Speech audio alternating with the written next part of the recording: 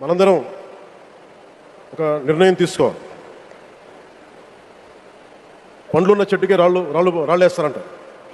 కష్టపడే కుటుంబ సభ్యుడు, తండ్రి కావచ్చు, పెద్ద కొడుకు కావచ్చు, అందరూ అతని మీద పడతారు. నువ్వు ఎక్కువ కష్టపడు, ఎక్కువ తిట్లు తింటావు. అలాంటిది మనం ఎలాంటి పరిస్థితుల నుంచి వచ్చాం? భారతదేశం ఒక పరిస్థితిలో బంగారాన్ని కూడా తాకట్టు పెట్టుకునే పరిస్థితి వచ్చింది. అలాంటి పరిస్థితుల నుంచి దశాబ్దం పైనుంచి మూడోసారి ప్రధానమంత్రిగా ఆయన ఈ రోజున మన దేశాన్ని నడిపిస్తూ ఉన్నారు. అలాంటి ప్రధానమంత్రిని చాలామంది ఆయన మీద మాట్లాడుతూ ఉంటే, ఆయన్ని అనకూడని మాట్లాడుతూ ఉంటే నా గుండె కదిలించేసింది. నా కన్నీళ్ళు వచ్చినాయి, బాధ వచ్చింది. దేశం కోసం కష్టపడే వారికి ఇవా చివరికి మనం ఇచ్చేదేం. కొత్త తరానికి ఏం తెలుసు ఆయన పడ్డ కష్టం? ఒక్క రోజు కూడా సెలవు తీసుకోలేదు మన ప్రధానమంత్రి గారు. ఈరోజు పెట్టుబడులు వస్తున్నాయి మనకి, ఒక్కరోజు కూడా సెలవు తీసుకోలేదు.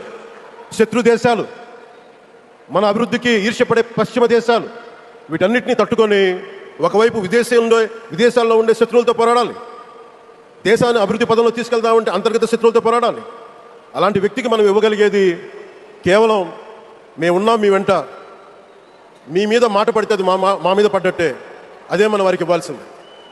నిజంగా ఆయన జంతర్ మంత్రులు అన్ని మాట్లాడుతూ ఉంటే నేను ఈ రోజున ప్రధానమంత్రి గారికి ఒకటే ఇస్తున్నాను, మిమ్మల్ని కొట్టే నాయకుడు లేడు ఈ భారతదేశంలో, రాబోడు. ఎందుకంటే మీరు పడ్డ శ్రమ, మీరు పడ్డ కష్టం ఎవరు తీసుకోలేరు. ఎన్ని బాధలు పడ్డా, ఎన్ని దెబ్బలు తిన్నా ఈరోజు మనం గర్వంగా చెప్పుకుంటున్నాం. మన ఉత్తరాంధ్రకి ఎయిర్పోర్ట్లు వచ్చినాయి, ఇన్ని లక్షల పెట్టుబడులు వచ్చింది ఆంధ్రప్రదేశ్కి.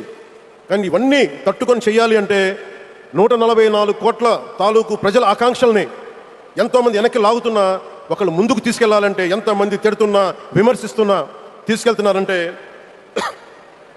ఒకే ఒక నాయకుడు ప్రధానమంత్రి శ్రీ నరేంద్ర మోదీ గారు. నేను ఎందుకు తపన పడ్డాను, నేను అలయన్స్ కోసం ఎందుకు తపన పడ్డాను, మీ నాయకత్వం మాకు కావాలి ఎందుకు తపన పడ్డానంటే, ఈరోజు ఎయిర్పోర్ట్ ఆపేశారు.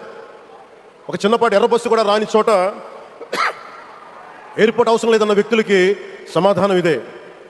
ఇన్ని వేల మందికి ఇన్ని వేల కోట్ల పెట్టుబడి వచ్చింది అంటే, ఆశీస్సులు కావాలంటే దేశం కోసం నిలబడే నాయకుడికి మన అండగా ఉంటే ఏం జరుగుతుంటానికే ఈ భోగాపురం ఎయిర్పోర్ట్ ఈరోజు ప్రారంభోత్సవం నిలువెత్తు నిదర్శనం.